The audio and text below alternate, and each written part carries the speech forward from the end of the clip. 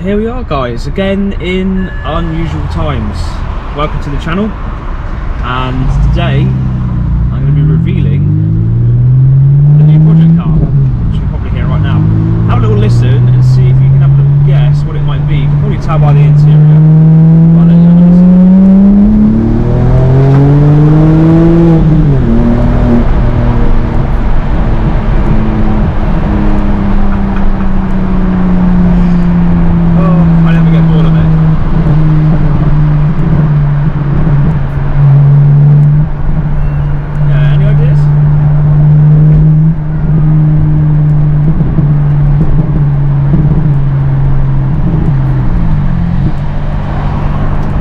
Tell you what, let's give you another video now of the exhaust on the car, and we'll see if we can have a better guess now.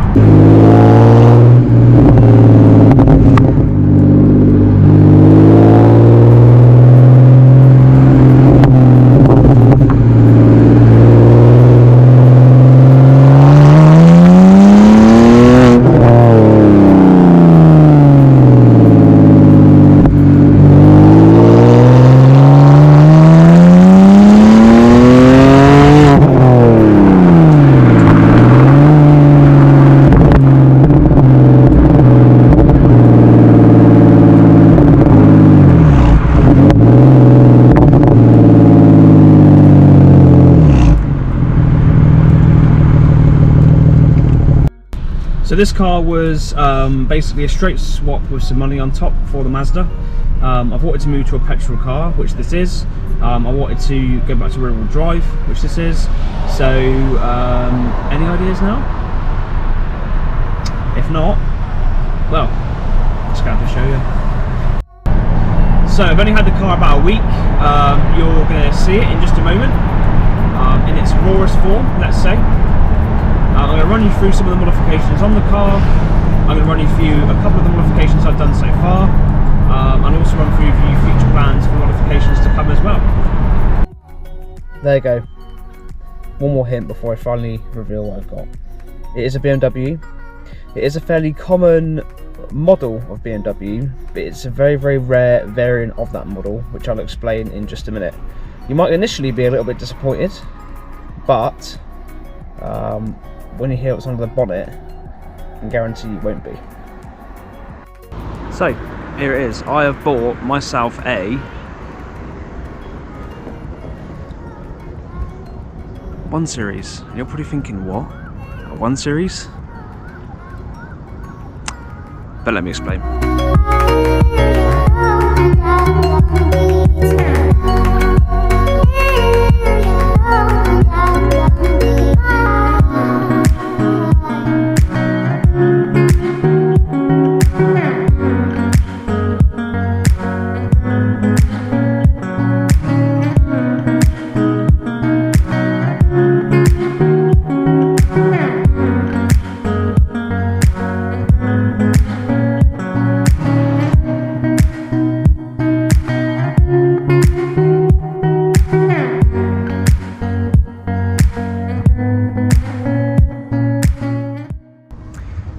Yeah, so I do apologise in advance. It is pretty dirty, to be fair, but this here is a 1 Series, obviously, a petrol, obviously, but what engine?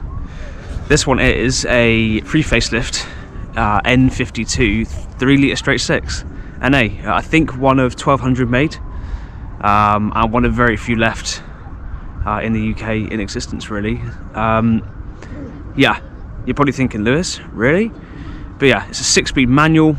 It's an M Sport spec, so it's the bottom end of the spec, but for me, really, it's that absolute jewel of an engine is what I'm after.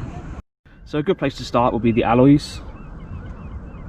So these are obviously not stock, and by the way, these are actually going. They came with the car, but they will be going at some point, but obviously I thought I would start with a video of where the car is at, really. So these are 8.5J. They're an ED2 model, and they're made by a company called OneForm, and they're practically new, to be honest. They're really good condition, lovely wheels. The fitment is literally superb as well, but they will be going in replacement for something more OEM looking. There's the fronts as well. And obviously coupled with these are on 10mm spacers all round, but you can see the fitment is really, really good. And that on springs of an unknown height, but they're definitely setting off the car at a nice level. It's not too low, but equally it's got a nice stance, so it's the best mixture between looking good, handling, and not scraping the ground all over the place. Yes, this one's a 2006, so he's just at the end of pre-facelift. Lacking a lot of the nice specs that you find with the SEs and the LEs, but it's got enough to keep you going for what you need really. But the engine, as far as I'm aware, is the stock 261 brake platform. No idea whether it's mapped, I don't really know. The rev limiter seems to be higher than what it should be, so I don't really know what's going on with that, but I need to get it kind of chipped in and see what's going on in regards to a map and so forth. But all I'm going to do now is just discuss quite simply some of the mods that have been done to it and what my plans are with it as well. So wind deflectors added by myself, obviously the basic thing on any car. I like the effect they've done on the doors here to match the rear, it's quite nice. Then come around to the front, they've already tinted these lights, which are Bezo spec lights. It is a bit of a shame, the LEDs in them are awful. I've just fitted these and they are flickering enough to give you epilepsy, or at least that's the side lights anyway, so pretty crap all round. But we will be getting some new lights at some point. They're also tinted, so you literally can't see anything out of them, but like I said, they're going to be gone at some point. Lovely set of, they're like smaller kidney grills, look really nice in the black. Obviously I forgot to mention on the rear the press plates, and then your traditional M Sport bumper for this era of car, which I must say is quite nice, but it does make the car look pretty dated. So it's got a aftermarket rear spoiler, which has been wrapped with like a carbon fibre effect with a nice little lip on the back. It's obviously not stock. The rear lights have been tinted, but the plans are to be getting some different ones there. And as we come down and round as well, we've got the M Sport rear bumper, and we have got an aftermarket exhaust. It is stainless steel from the pretty much the centre, well the rear third in fact, and it is a Backsbox delete at the moment, which sounds pretty damn awesome.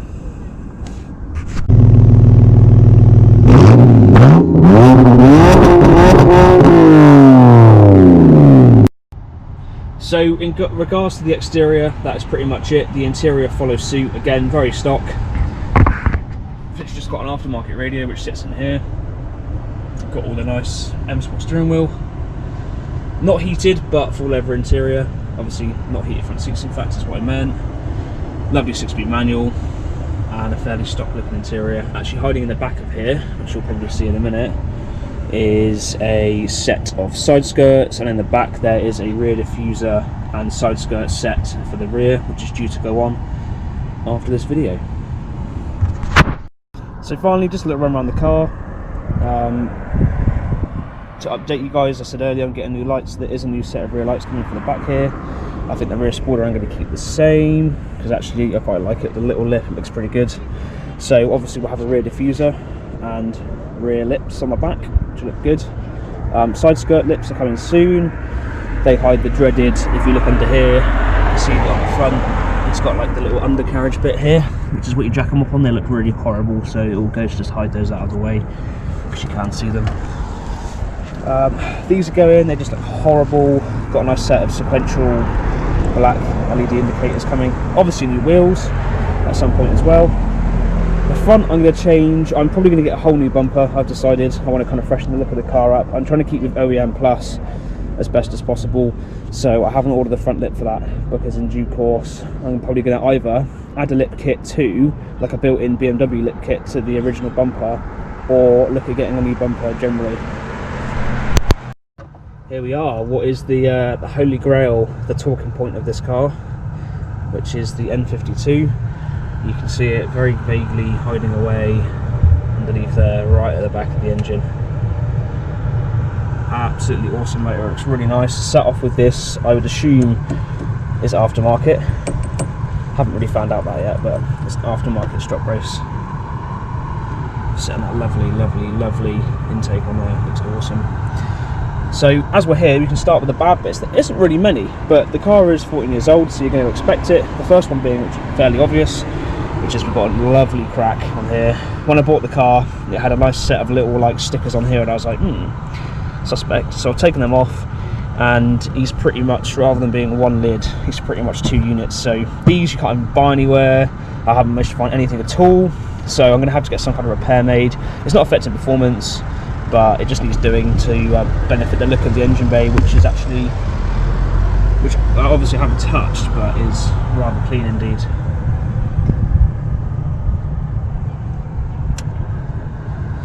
This has got it's got an aftermarket air filter, but it is disgusting and dirty, and it's one of those like papery ones that you can't clean. So I'm going to get myself a nice foam one in there. I'll do a little install video and a noise difference on that. But apart from that, the engine is stock. Obviously, being NA, there's not a massive amount you can do, but the plans are to get a nice air filter, a nice exhaust setup, and a decent map, and we should be sitting somewhere between 280 and 300, hopefully. And that's really the plans for performance for this, really. So, as I was mentioning earlier, there was one problem I had with the car, which was the crack in the airbox. But I'm just going to list the other 2 issues. Well, there was in fact 4 when I bought it, but there's now only 3 left. So the crack in the airbox, obviously. We have got a wheel bearing on this car that's a bit noisy. Don't know which one yet. We'll work that out. Not really the end of the world.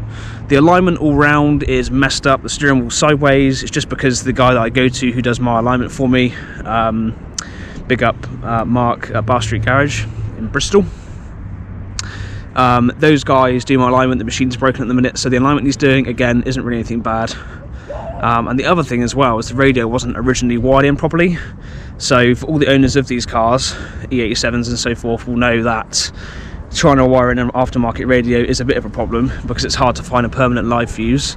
So what I did was run it through to the boot, to the battery, and ever since the radio hasn't reset itself. But what it would normally do is reset itself every 20-30 minutes whenever the fuse box or whenever that source feed turned off, basically. So that is it. I can't really complain, to be honest. For a car of the age and the mileage, it is pretty much practically rust free. All of your main things, your chain, your belts, all the important parts are done, sorted, no issues at all. It's just all round awesome, and I'm loving every minute of it, apart from the fuel bill, obviously, but you can't do much about that when you like to hoon a 3 litre all the time. So guys, bodywork wise, the car is great, apart from one of the previous owners decided to basically drill bits onto the car without really thinking about the fact that when they come off there's going to be holes left, so there's a bit of a disappointment. But overall the paint quality is awesome. There's 2 drill holes here, which isn't really very good, to be honest. It's right on the show, but we'll have to live with that for a bit until we can sort something. They had some kind of canyard thing stuck on there that looked pretty awful, which I have removed. But they've also kind of just drilled holes into the front bumper for the fun of it, really. So there's like 3 here, a little bit of a bump there as well, and there's like a bit of paint missing here and 3 there. So this is probably the roughest bit of the car, really, the front bumper, which is part of the reason why I'm thinking about getting a new one, and just to kind of revolutionise the look of the front of the car, really. Apart from that, it really is sound. You've got no external rust, no big scratches, no scuffs, no dents, a bit of bird poo here and there, but really it is just awesome, and I've done a really good job with this car here so far. Again, for the outside, this really needs a sun strip. It's in the progress of getting done. I'm going to tint the windows a bit more. They look quite tinted, but they're not actually that much. They're probably about 20%. They're probably limo when they were put on the car, but it's faded quite a bit now, especially on the back as well. Obviously, dimensions have been debadged to go with the whole kind of idea that you don't know what's underneath the hood, which is the awesome thing, because you rev it up and no one would ever imagine the noise coming from this car is indeed coming from this car. So other plans for the exhaust, probably get some different tips that look a bit nicer. Equally, I've got to pop up to my guys, my friends up in Birmingham, and get them to have a play with the exhaust. So we're currently a back box delete, and the back box is literally ridiculous. It's like a small suitcase, so that's been deleted. It sounds awesome, but I'm looking to get the center box removed, have it cut down, and have a smaller aftermarket one put on, so we should be a little bit louder, a little bit more noisy, and getting more pops and bangs. I mean, we have enough already, but any more is always good. So there is one really big mod that I am saving up for, and that is a LSD. The open diff on this, obviously with the power it's got and it being rear-wheel drive, makes it ridiculously unpredictable, and it's just going to really benefit from a LSD. They've even found, they've done 0 to 60 times with the open diff versus LSD, and they found like an obvious difference in performance from that. And equally, I do want to have a bit of fun in this car. I do want to slide about, and at the minute with an open diff it's obviously quite difficult and equally very dangerous, so it's hard for me to get to grips with learning how to control the car, you know, in that way with an open diff. So I am waiting. That's the only thing with BMW is the LSD for this car. Although it's a straight bolt-on, is going to cost me about 800 quid, which is not, you know, as cheap as like a Lexus, say, which would be about 150 to 250, which I used to have with the IS200 and so forth. So it's going to be a long wait, but it'll be worth it, because not only is it going to benefit the daily driving, because this is actually quite a quick performance hatch. If you're driving around a track, it is pretty quick. But equally, so I can have a little bit of fun at events, you know, leaving an event and so forth like that. So with an open diff at the minute, it's just not as cool with that one wheel pill. So that is really where we sit with the BMW at the minute, and at the beginning really of the start of this. The real aim with this car is, I think, it's really worth keeping it OEM plus. I'm going to try and keep it as OEM looking as I want or can. Obviously the biggest thing that looks least OEM of all is those wheels. So as much as I do like them, and I get 50-50 feedback as to whether people like them or not that it really matters what people think, obviously, but because I feel like they're kind of not really helping the OEM plus look, they are going to go for something a little more BMW-esque, or probably some nice OEM plus BMW wheels. So if you didn't know, this is an awesome time to buy one of these cars, because they are actually going up in value. So I've been checking the prices, looking at how they go. I would value mine around 5 grand with the specs, modifications on it, and mileage. Lower mileage cars would be reaching, you know, up to about 8 or 9k, which is obviously quite a lot for an old car. But it's because they're so rare, and the engines in them are highly sought after, because it was kind of BMW's last NA car before they started putting all of the turbocharged engines into their bigger cars, their M cars, etc. So if you're looking to buy one, go get one, because I feel like with this, even with the mileage it's on, 140,000 isn't too high, isn't obviously low, it's fairly good for the age. I always know that with that car I'm probably going to get back what I paid for it, at the minimum really, which is just an awesome thing to know. So it's just an awesome car, bit of a sleeper, not very common, which I always like. It's a common car but a very uncommon engine. I'm just loving the combination of a hatchback with a 6-cylinder that's rear-wheel drive, manual.